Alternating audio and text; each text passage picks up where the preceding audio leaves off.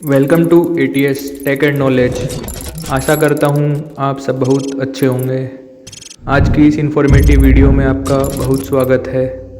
हाँ, तो आज हम सिम स्वैप फ्रॉड की बात करेंगे। बढ़ते डिजिटलाइजेशन के दौर में ठगी के तरीके भी बदल रहे हैं। आज के दौर में कोई व्यक्ति ऐसा नहीं है जिसके पास मोबाइल सिम कार्ड न हो।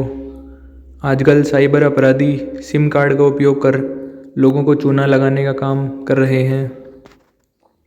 दोस्तों, क्या क्या हो रहा है आजकल की ज़िंदगी में, यही देखना बाकी था बस। एक आदमी जो कि डायरेक्टर है सिक्योरिटी कंपनी का, मस्त आराम से थक हार के घर आया।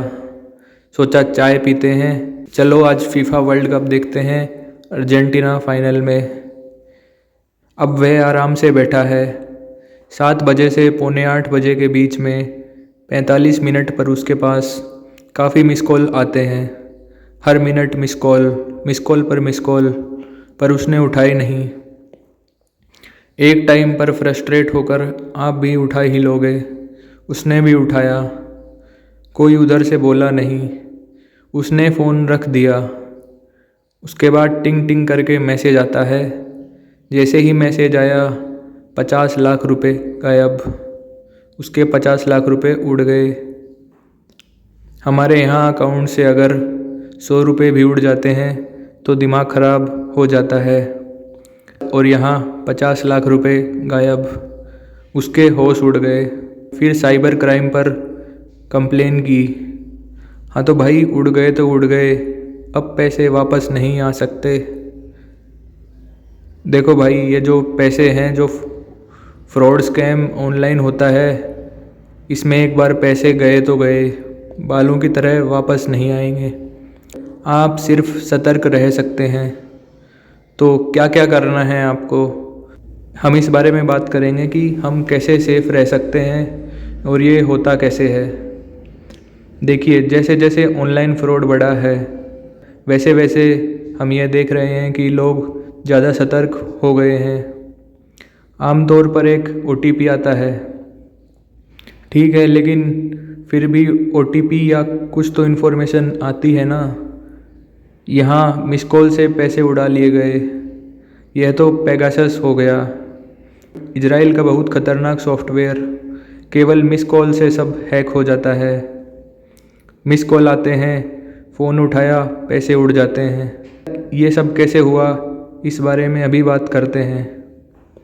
तो इस मैटर से रिलेटेड केस जो है वह Delhi police cyber crime unit में रजिस्टर किया गया है, और सीनियर पुलिस अफसर ने कहा है कि इंक्वायरी हम कर रहे हैं, और कहा है कि इस सिम स्वैप तकनीक से इसकी क्लोनिंग की गई है।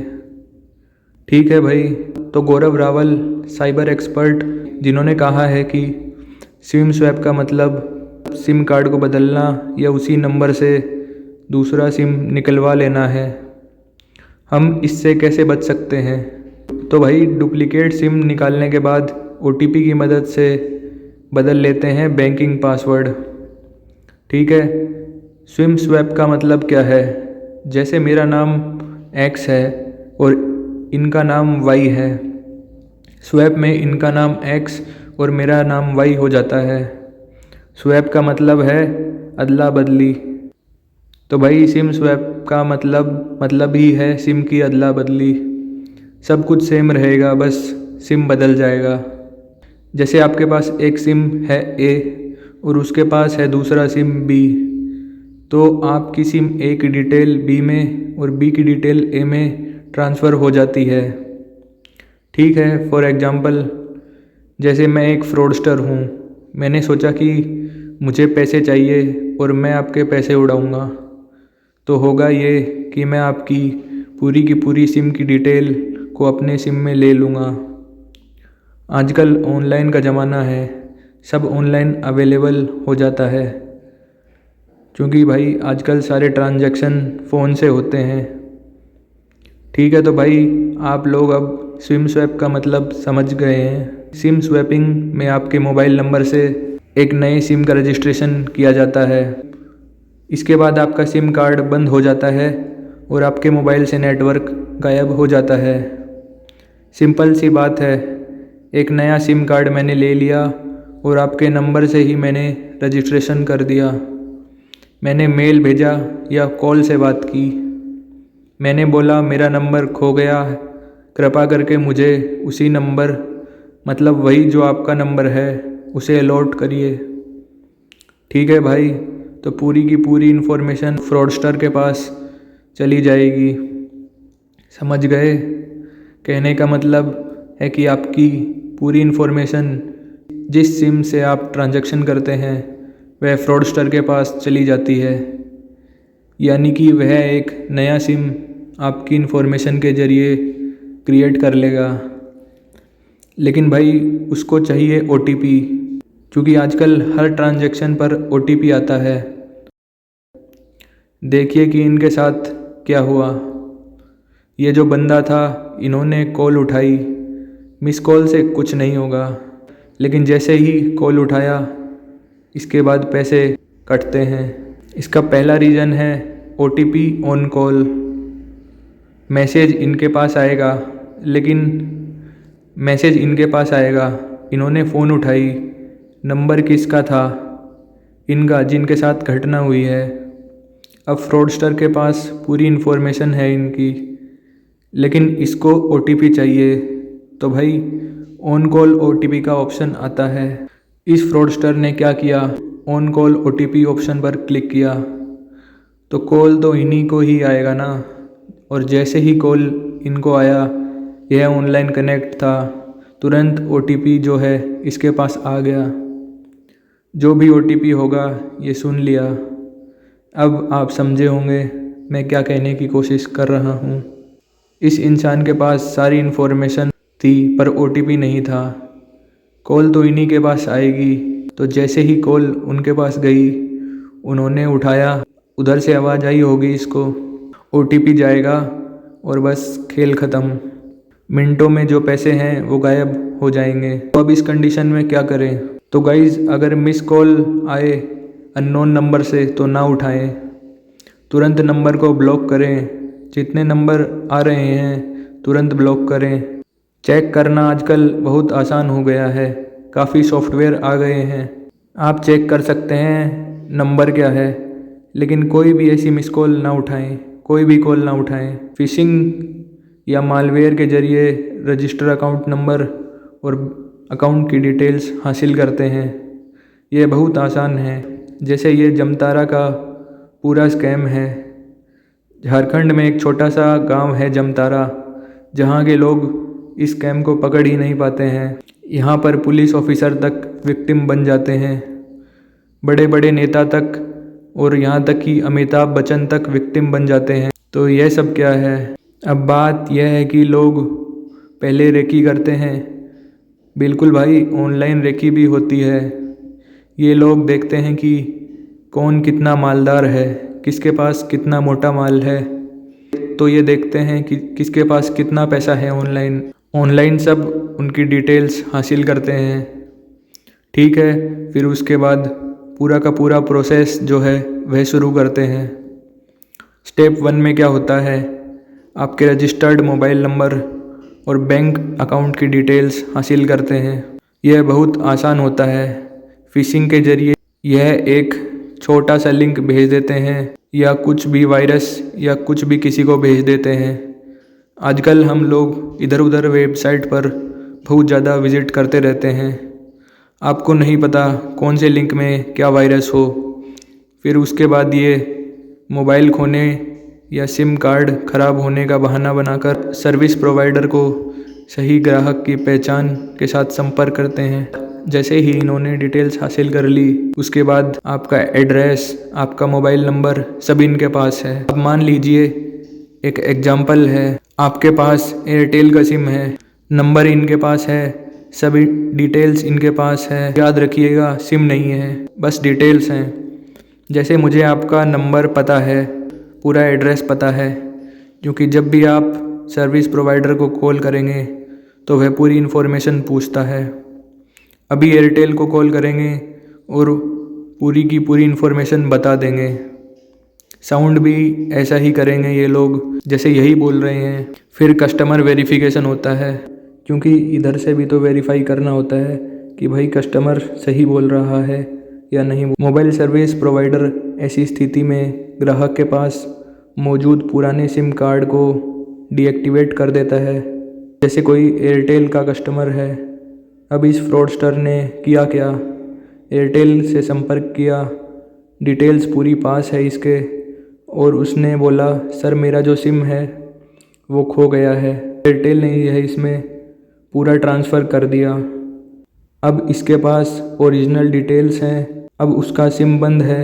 ये इस नए सिम की बात है। इसका मतलब है कि विक्टिम या कस्टमर या मेरा सिम बंद है, इसमें नेटवर्क नहीं आएगा, क्योंकि मेरा जो नेटवर्क है मेरी पूरी डिटेल्स फ्रॉडस्टर यूटिलाइज़ कर रहा है। उसके बाद नया सिम कार्ड जारी हो जाता है। मेरा नेटवर्क गया और इस फ्रॉडस्टर को नया सिम कार्ड मिल गया। खेल ख़त्म। सारा एसएमएस उसके पास, ओटीपी उसके पास, डिटेल्स उसके पास। अब उसको ओटीपी चाहिए होता है। ओटीपी मैसेज के थ्रू या कॉल के थ्रू उसको मिल जाएगा, और जैसे ही उसको ओटीपी मिला सब खाली। तो भाई जो ठग हैं वो अपने मोबाइल में सिम चालू कर ओटीपी के ज़रिए खाते से पैसे उड़ा देता है। तो यह हिसाब किताब है। यह झारखंड के जमताड़ा का स्कैम है।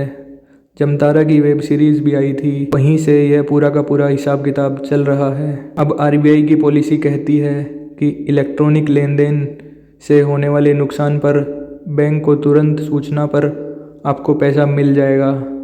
जी हाँ दोस्तों, आरबीआई पॉलिसी के तहत अगर कुछ भी हो तो तुरंत बैंक को बताओ कि मेरे साथ ऐसा नुकसान हुआ है। बैंक की ओर से साइबर फ्रॉड के मद्देनज़र इंश्योरेंस पॉलिसी दी जाती है। आपको इंश्योरेंस मिलता है, क्योंकि आजकल ऑनलाइन फ्रॉड बहुत चल रहे हैं। आरबीआई को भी पता है कि भाई कस्टमर बेचारा क्या करे, इतनी ज़्यादा जानकारी होती है ऑनलाइन। बड़े बड़े धुरंधर प्लेयर्स के पैसे उड़ जाते हैं, तो बेचारा आम कस्टमर क्या करे। यहाँ पर पॉलिसी है कि इंश्योरेंस से आपका पैसा इंश्योर है, लेकिन यह एक लिमिटेड अमाउंट तक होता है। बैंक आपके साथ जो फ्रॉड हुआ है उसकी सारी जानकारी इंश्योरेंस कंपनी को देगा। इंश्योरेंस कंपनी से पैसे लेकर बैंक आपके नुकसान की भरपाई करेगा। साइबर फ्रॉड से बचने के लिए इंश्योरेंस कंपनी अभी लोगों को सीधा कवरेज दे रही है। लोग इंश्योरेंस करवाते नहीं, पता नहीं क्यों, लेकिन जब पड़ती है ना तब पता चलता है। गलत तरीके से रुपए निकाले जाने पर 3 दिन में बैंक में शिकायत करने पर नुकसान नहीं उठाना पड़ेगा। 3 दिन नहीं बल्कि तुरंत करिए, कुछ भी करिए, लेकिन बैंक को इसकी सूचना दीजिए। 10 दिन में जो खाते के अंदर रकम है वह वापस आ जाएगी। धोखाधड़ी की रिपोर्ट 4 से 7 दिन बाद की जाती है, तो ग्राहक को 25,000 रुपये तक नुकसान उठाना पड़ेगा। इतना नुकसान तो झेलना ही पड़ेगा, बाकी सब कुछ ठीक है। तो ठीक है भाई, अब आप क्या कर सकते हैं, ऐसी नौबत आने ही मत दीजिए। आप क्या करें, सबसे पहले सॉफ्टवेयर को अपडेट करें। इसमें लोग आलसपना दिखाते हैं। अभी देखो फ़ोन में कौन कौन से सॉफ्टवेयर अपडेट पेंडिंग हैं, क्योंकि अगर अपडेट नहीं होते हैं तो कुछ पैचेस जो फिक्स होने होते हैं वे नहीं हो पाते हैं। कुछ बग्स होते हैं तो उसमें जो अपडेशन होता है वो उनके ज़रिए फिक्स होकर आता है। फ़ोन का फ़ोन में अपडेट आता है तो तुरंत अपडेट करें। कोई सॉफ्टवेयर यूज़ करते हो तो उसे तुरंत अपडेट करें। उसके बाद अपने इन्फॉर्मेशन को कम से कम शेयर करें। कुछ अच्छी ऐप्स ठीक हैं, परंतु फालतू की वेबसाइट पर ना जाएं, क्योंकि वहाँ पर ज़बरदस्ती परमिशन देनी पड़ती है। उससे बिल्कुल बचें। फिर उसके बाद कोई भी लिंक अटैचमेंट को एकदम से ओपन ना करें। ईमेल, व्हाट्सएप, टेक्स्ट मैसेज के ज़रिए कुछ भी लिंक आ रहा है उसे वेरीफाई कर लें, बिना वेरीफाई ओपन ना करें। जल्दी से रिप्लाई न करें, एकदम रिप्लाई ना करें। कोई भी ईमेल ऐसा आपको लगता है तो बिल्कुल भी रिप्लाई ना करें। पासवर्ड लगातार बदलते रहें। अब तो आरबीआई और बाकी बैंक की भी पॉलिसी आ गई है कि इंटरनेट बैंकिंग पासवर्ड हर 3 महीने में आपको बदलना ही बदलना है। फिर उसके बाद कुछ भी खरीद रहे हैं तो ट्रस्टेड सोर्स से खरीदें। प्ले स्टोर में भी आप देखिए कि ऐप सेफ़ है या नहीं। फिर ऑफिशियल प्रोवाइडर से ऐप को डाउनलोड करें। फ्रेंड्स, आपके ज़रिए ही बहुत दिक्कतें होती हैं। उसके बाद जो भी कोई सेंसिटिव ऑनलाइन अकाउंट हैं उसके साथ अपना फ़ोन नंबर न शेयर करें। पिन खुद क्रिएट करें। जितना हो सके सिक्योरिटी लगा कर रखें। और उसके बाद अपने फाइनेंशियल स्टेटमेंट को लगातार चेक करते रहें। ये वार्निंग साइंस क्या होते हैं? कई वार्निंग साइंस होते हैं, जैसे इसमें अटैक से पहले आपको बहुत सारी कॉल्स आ सकती हैं, जैसे इन भाई के साथ हुआ। आपको OTP SMS कुछ भी शेयर करने को बोलें, बैंक की तरफ से बोलें, तुरंत इंगेज ना करें, सीधा ब्लॉक करें। अटैक जब हो रहा है आपका फ़ोन नेटवर्क चला जाएगा और काफ़ी टाइम तक, आधे घंटे तक नहीं आ रहा है, तो तुरंत देखिए कि ये सब क्या हो रहा है, क्या गड़बड़ है। तो ऐसी सिचुएशन में क्या करें?